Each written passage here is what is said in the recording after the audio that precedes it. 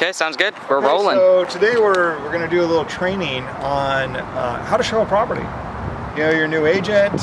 Probably one of the first things you'll ever encounter is working with a buyer, and eventually that buyer is going to want to go look at houses. So you got to be ready to go to know how to properly do this. So we found a house here at 1110 East North. I think it's East North, right? Yeah. So east. So we're east of I-5. I guess that's the dividing line. Or Meridian, I'm not quite sure. But anyway, we found a vacant house to practice on. So, so pretend we've driven up here with my clients. One of the first things I like to do with people before we go into the house, because things can get a little bit, there's a lot to take in. A buyer is taking in a lot of data. When they're looking at a house, there's emotions, there's visual input, they're listening. So right now I can hear the freeway. And so what I like to do when we get out on the street, before we go into the house, is like, hey guys, if it's not raining, hey guys, look around. What do you think of this neighborhood? What do you think of the neighborhood, of the streets, the noise? We do hear a little bit of freeway noise. Do you think that would be something that might bother you? What do you think about, you got an alley that goes along the side of the house, your neighbors? Let's just take that in before we get in the house. And so, great, what's the parking like? So first of all, we had to park across the street. Where do you park for this house? That's another thing to think about, right? And then we've got this walkway. So hopefully this will hold our weight. It's a little sketchy.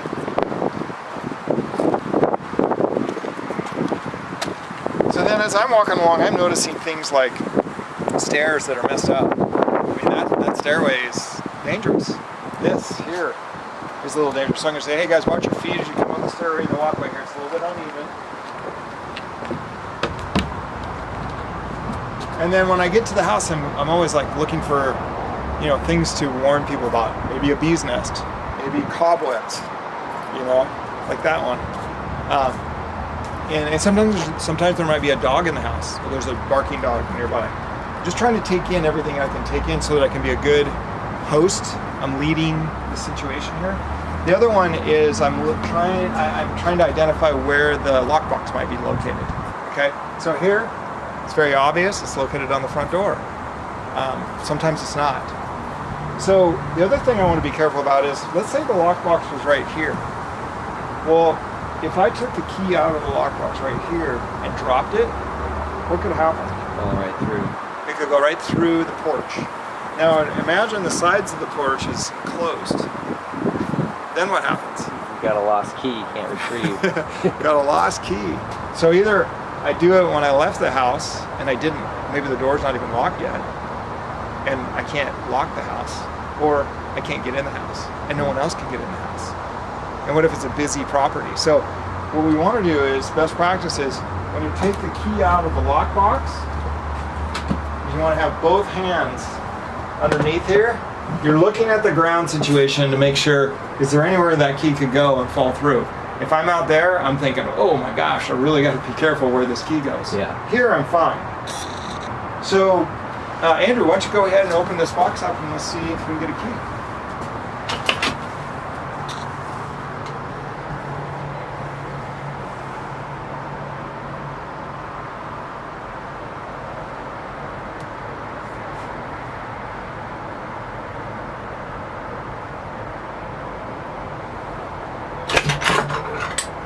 Success.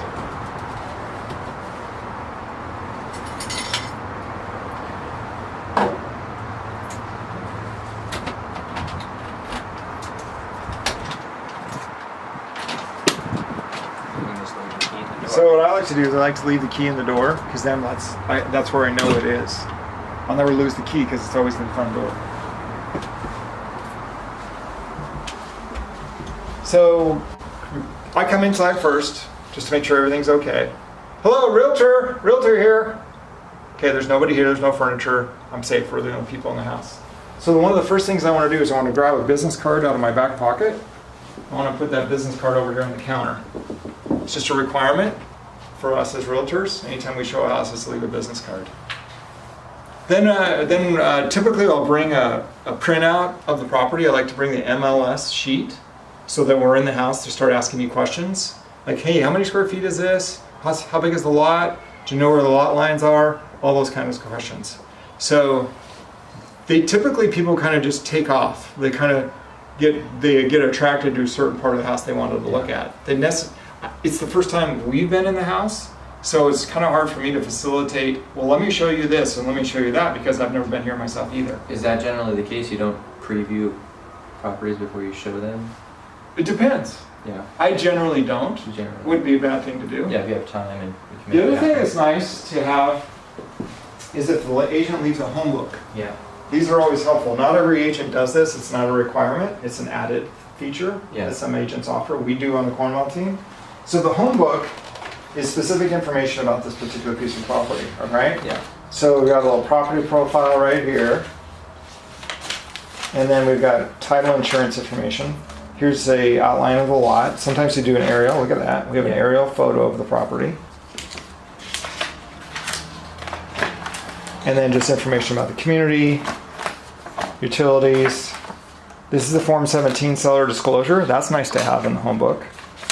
So we can see if there's anything in the home book that, or in the disclosure that the buyer might need to know about. It says the renters built the outbuilding.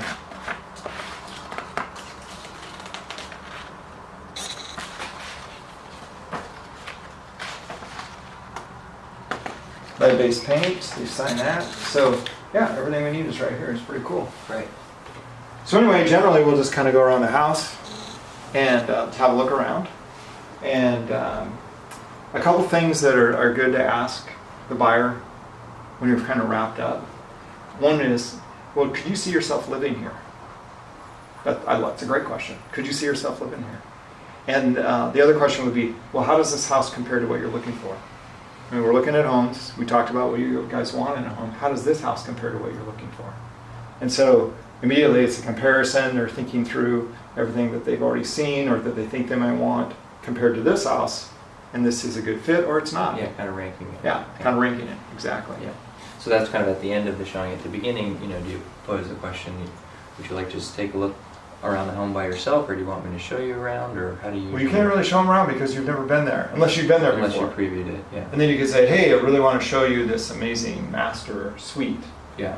or the hot tub or whatever it is. If you haven't previewed it, like in this example, what would you? I would just say, well, hey, let's take a look around. Yeah, well, Where let's would you kinda guys like walk to start? around Here's the together. kitchen. Looks like there's a bedroom there. Something in the back. And they typically take matters in their own hands Yeah. and just start Go wandering. investigate, yeah. They start wandering around. Yeah. And so, things I noticed when we walked into this particular house is it smells like dog. It smells like they had a pet Mm. of some sort. I noticed their furnace, their heating is right here in the main living space. Here's the kitchen, of course, obviously kitchen. Not updated. Stove, fridge, that's it.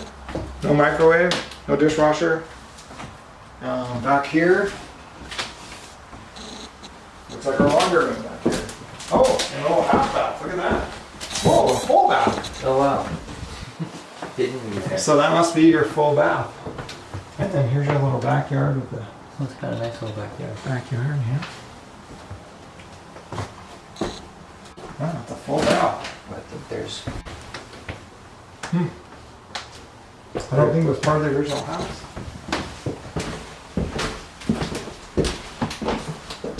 And then we go over here. I'm assuming this is a one bedroom then. Here's our one bedroom. Yeah, I think there's an attached little mother-in-law suite or something too. Oh, that's the tenant built it. And they ran power there. Oh, we gotta go check that out. Yeah.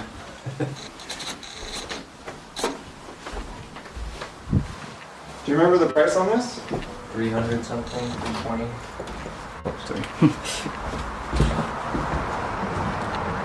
$275. What was it? $275. 275. You can buy a house in Bellingham for $275.